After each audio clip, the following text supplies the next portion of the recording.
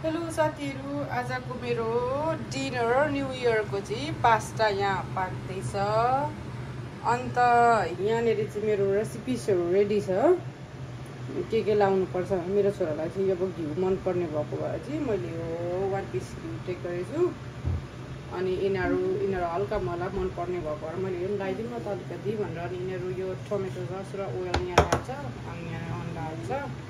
अनि म पकाउँदै हजुरहरूलाई देखाउँछु नि है।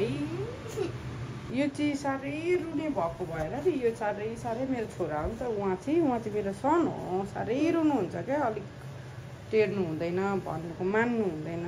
मैले चाहिँ धनियाँ बाहेक सबै यहाँ एड गरिरहेको छु। अनि अलिकति अब नुन लाउनु पर्यो होइन।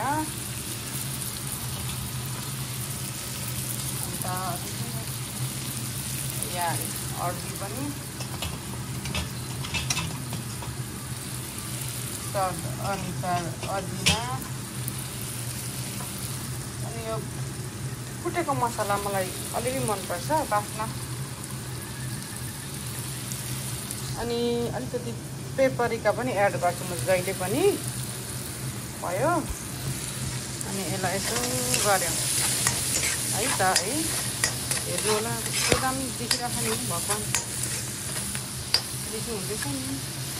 यसलाई यसरी राखेको एकछिन 5 सेकेन्ड। अनि टमेटो सस एड गरिदिनुपर्छ है त। अनि यसलाई एकछिन भुट्ने। अनि त्यहाँदेखि मैले जानेको अनुसार पकाइदिएको हो, मलाई यस्तै मनपर्ने भएको भएर। अरूलाई चाहिँ अब कसरी मनपर्छ, त्यसरी मनपर्छ पास्ताहरू चाहिँ प्रायः जस्तो यो छोरालाई म त प्रायः यसरी खान्छ हामीबाट। मलाई यसपालि चाहिँ भिडियो बनाएर लाउनु मन परेको भएर मात्रै मैले भिडियो बनाएको। अन्त आई एडेड एग। अब एग हल्का चलाउने,